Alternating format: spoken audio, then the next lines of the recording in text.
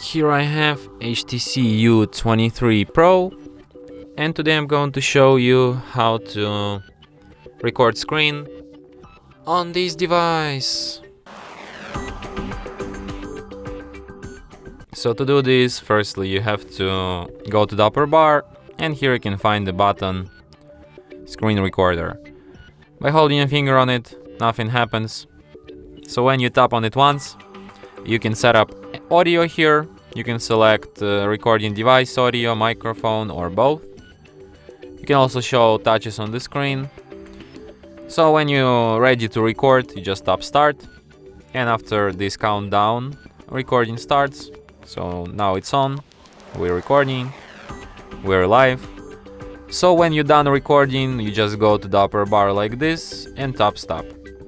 And after that, you can find your recording in gallery, in the album called Movies. And here it is. And from here you can share, edit, delete your recording, or perform other actions from this list. And that's it. Thanks for watching. If you find this tutorial useful, don't forget to hit that like button and subscribe to our channel.